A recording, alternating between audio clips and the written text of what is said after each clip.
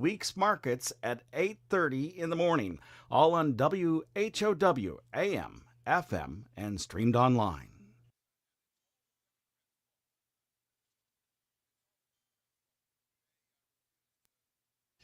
News time is 8 minutes after 8 o'clock here on this Thursday.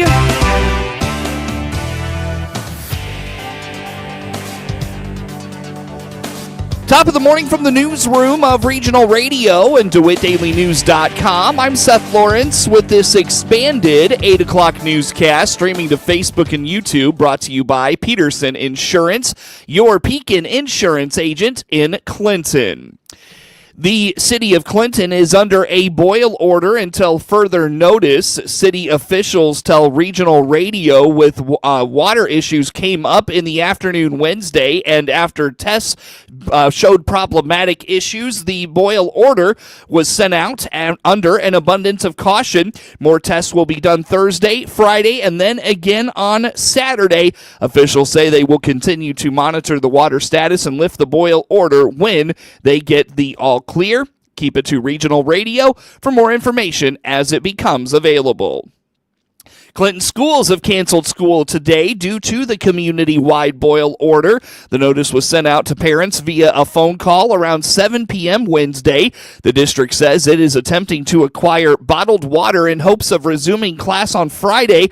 The city of Clinton is under a boil order after issues with the water arose Wednesday and multiple tests on the water came back problematic. City officials anticipate the boil order to last multiple days. More snow is on the way for areas that had upwards of 6 inches of snow this weekend. Nicole Albano at the National Weather Service says the system developing is still up in the air as to how much snow it will deliver, but it's looking like there's more snow coming. Yeah, it looks like potentially another snow system moving through the area. Right now, central Illinois is kind of on the northern fringes of it. So it looks like if we do get any snow accumulation, it should be on the lighter side, maybe on the order of 1 inch or 2 inches. But southern parts of the state, they could pick up several inches, which is an area where they probably don't need it right now. They've still got a crew out there trying to get power restored. So kind of just a bad situation. It's kind of it's an interesting system to describe. So we've got two upper waves. One is off to the northwest and one is off to our southwest, and they're both going to track east, and they're going to what we call phase together. So the phasing part of it is what's important with determining, the strength and the track, because if it's timed just right, it could either be stronger, or if it's kind of delayed, say the southern wave is a little bit slower than the northern wave, then it could lead to maybe a lesser potent storm.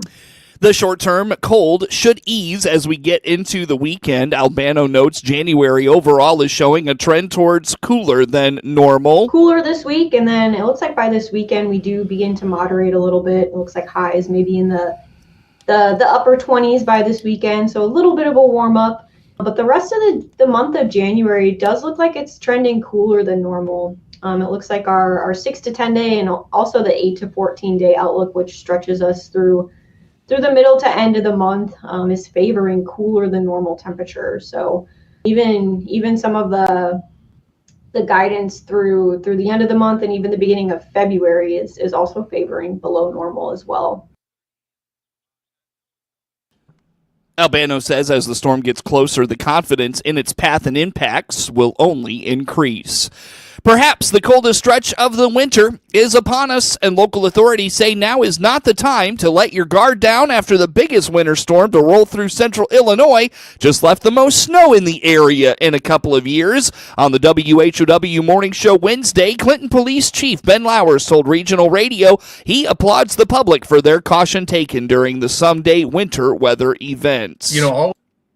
And as we talk about with winter driving and stuff, it's not always about the amount of snow, but it's the blowing that comes with it in this area. So, and these frigid cold temperatures. So, but as far as I know, and not speaking on behalf of the sheriff's office, I know they're out there, especially out in the country, out in the more rural areas, where things can get a lot worse than what they do in town because of the wind and stuff. But I don't know of any major accidents or major incidents that we dealt with through this storm.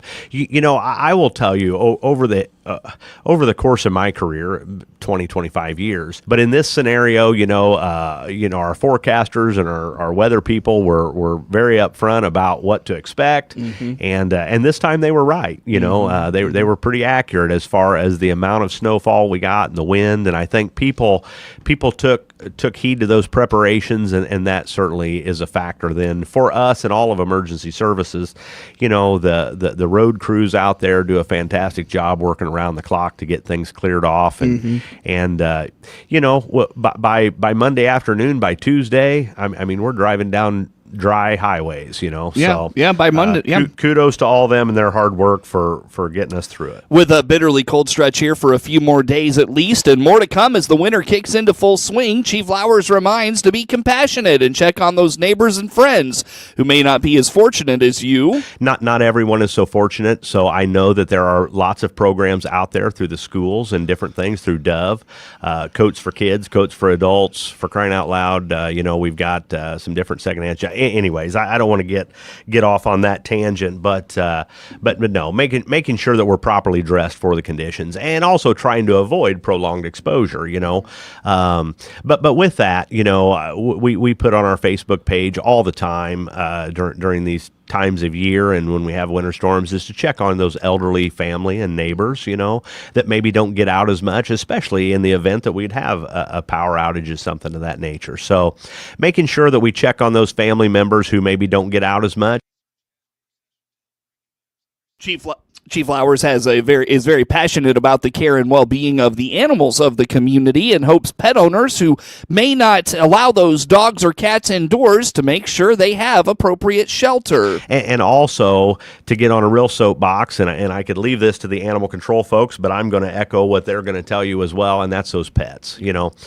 Pets and livestock. We've got our farmers out there take excellent care of their livestock and animal husbandry in that regard, but those of us pet owners, especially outdoor pets, they don't have a choice. And so they rely 100% on you for their safety and their shelter. And we ask that you, make sure that they have adequate shelter. When we're talking about temperatures that I think we're going to see later in the week, in terms of the single digits at night, wind chills well below zero, even outdoor pets, there ought to be a place for them to come inside. So making sure that they get out of those frigid elements and inside to appropriate shelter.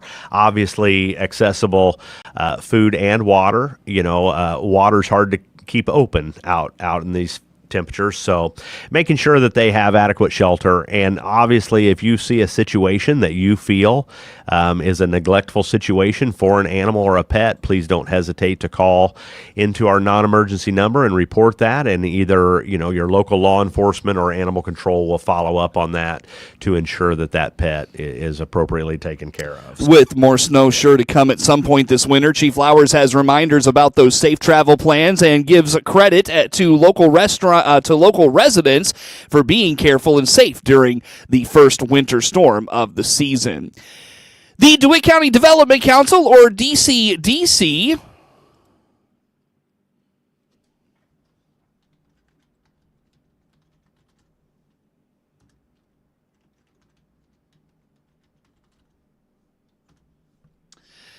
get news anytime from your computer or mobile device at DeWittDailyNews.com. We've run into a little tech trouble here on this Thursday morning. Again, get news anytime at DeWittDailyNews.com. A look at local sports comes your way next here on the morning show. Last night in high school boys basketball action, Monticello fell in a close matchup with Teutopolis at the Seaver Center in Monticello. Also last night, Illinois throttles Penn State in Big Ten play. That coming up in sports on WHOW, streaming live online all the time at DeWittDailyNews.com. Sports is next. Your Clinton Save-A-Lot helps control inflation every day. Here's store owner Dave Jackson. One thing that keeps me motivated, besides the fact I love the business, is I'll have customers stop me, holler down the aisle, or walk up to me and say, hey, I want to thank you for what you've done and what the store has done to control inflation and to keep it where we can afford to buy groceries. I mean, I hear this on a very regular basis. It just drives home the fact that what we're doing is having an impact. People are noticing it. It really does mean a lot. And as Dave always says, hope to see you soon. If the flu's got you down, the Warner Hospital and Health Services Walk-In Clinic inside Family Medicine can help you feel better fast. CEO Paul Skowron inviting you to make us your backup plan to better health. Find out more by clicking our icon at DeWittDailyNews.com. DeWittDailyNews.com is the area's leading local news source 24 hours a day, 7 days a week. Get the latest local news, obituaries, police blotter, weather forecast, and more. Head to DeWittDailyNews.com to get the local information you need to know. If you're looking for a local, full or part-time job in Central Illinois, there's an easy place to go to find current job openings. It's IllinoisJobPost.com. That's IllinoisJobPost.com. You'll find jobs available near you. And the best part is that it's free for candidates to access 24/7. If you want a local job, when you don't have to spend a lot of money on gas to get to, then you want access to IllinoisJobPost.com to check out current local job openings. That web address again is IllinoisJobPost.com. Another service from your friends at the Miller Media Group.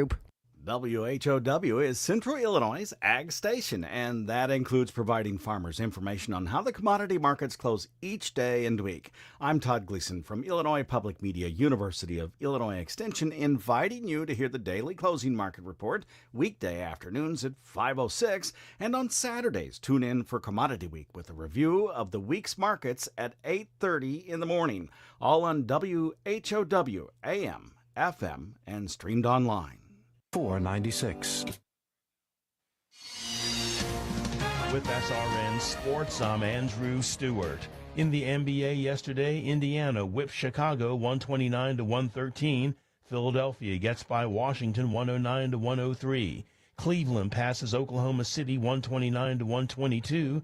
Detroit overcomes Brooklyn 113-98. New York downs Toronto 112-98. Portland over New Orleans 119-100. Denver routs the Clippers 126-103. Milwaukee outguns San Antonio 121-105.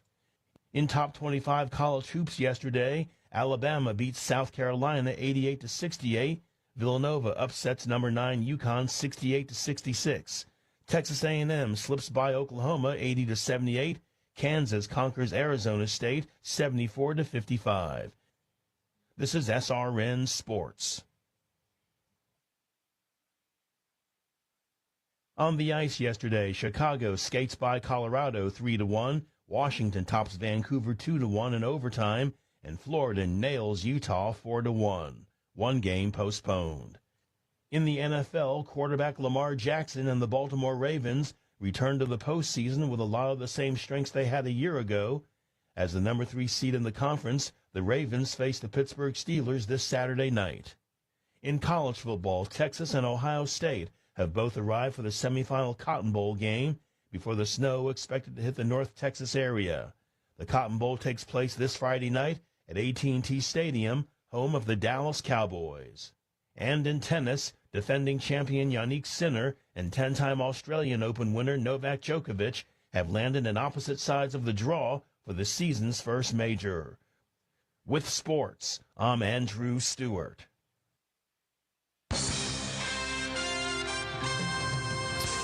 Time now for a look at sports. I'm Seth Lawrence with this report.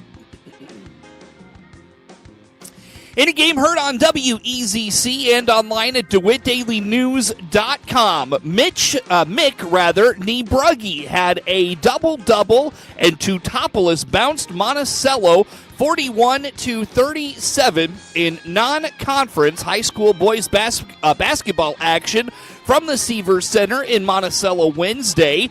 Wednesday's game was a postponement from Tuesday due to poor travel conditions in South Central Illinois. Niebrugge helped pace a rebounding effort that saw the Wooden Shoes out-rebound the Sages 32-24. T-Town held Monticello to 29% shooting for the night. Drew Honey had 12 points with 6 boards for the Wooden Shoes.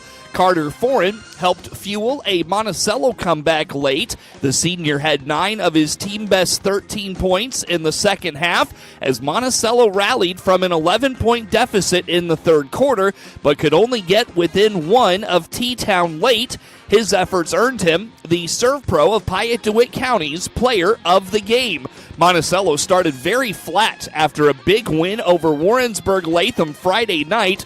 They went just 4 of 14 shooting in the first quarter, then 2 of 9 in the second quarter. While only making 12 field goals for the game, Monticello had 9 assists on those 12 field goals and only committed 10 turnovers. They could only turn 17 wooden shoes turnovers into 12 points. T-Town goes to 10-4 overall. Monticello drops to 6-7 overall. The Sages travel to Chillicothe for a matchup with IVC Friday night to open Illini Prairie Conference action. Game time is 7 p.m. Hear the action on 95.9 FM WEZC and online at DeWittDailyNews.com. Ben Humrickhouse scored a season-high 21 points. Morez Johnson Jr. had a career-high 20 points along with 11 rebounds, and 13th-ranked Illinois beat Penn State 91-52 Wednesday night for its 5th straight win. Trey White had 20 points to help 12-3 Illinois win with scoring leader Kasparis Jacunius sidelined by a bruised forearm. Penn State star Ace Baldwin Jr. aggravated a back injury early in the first half and did not play in the second half. He did not score, missing all 6 of his shots. Nick Kern Jr. had 13 for the 12-4 Nittany Lions, who go to 2-3 in the Big Ten. Zach Hicks had 11. Illinois goes to 4-1 in the Big Ten after sweeping 9th-ranked Oregon and Washington on a West Coast trip. Illinois was tasked with beating nemesis Penn State without Jacunius, whose absence was announced just before the game. Humrickhouse and Johnson made up for the loss of Jacunius. A 21-2 run in the first half gave Illinois a 26-13 lead. Penn State missed 9 straight shots during the stretch, going 7 minutes and 56 seconds without a field goal. Illinois hosts Southern California on Saturday. Tavian Banks scored 19 points off the bench to lead Drake over Bradley 64-57 Wednesday night.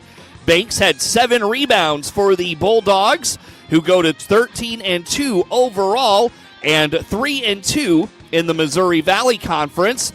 Mitch Mascari scored 12 and added 5 steals. Cale Combs finished with 10 points.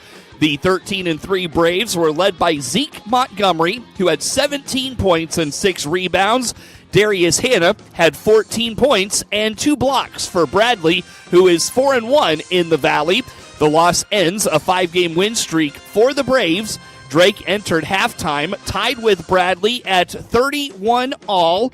Banks paced the team in scoring in the first half with 10 points. He scored 9 in the second half. Bradley travels to UIC on Saturday. Tayshawn Comer scored 19 points, and Evansville beat Illinois State 69-51 Wednesday night. Comer had 5 assists for the Purple Aces, who are 6-10 overall and 3-2 in the Missouri Valley.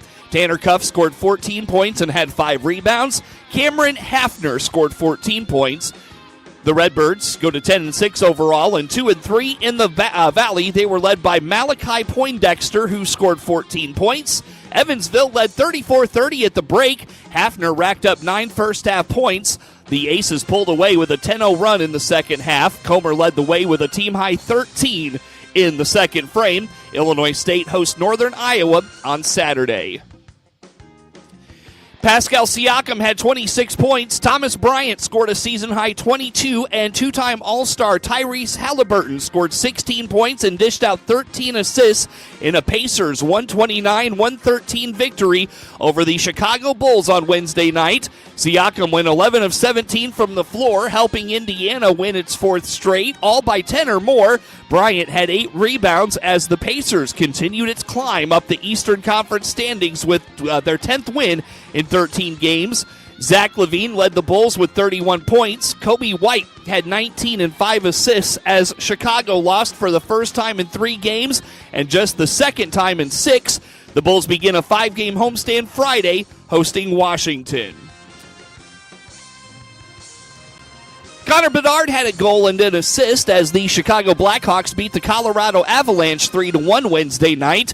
Frank Nazar and Ilya Mikheyev scored for Chicago, who had lost 6 of 7. Peter Mrazek stopped 35 shots. Bedard made it 3-1 when he beat Trent Miner for his 11th goal of the season, 11:54 into the third. The 19-year-old has 4 goals and 7 assists in an 8-game point streak, a career best run in his second season. Nazar lifted the Blackhawks to a 2-1 lead. 10:17 into the second, Colton Dock got his first NHL point when his shot created a rebound opportunity for the streaking Nazar, who knocked it in for his second career goal. Chicago is at Detroit on Friday night. Get sports anytime at DeWittDailyNews.com.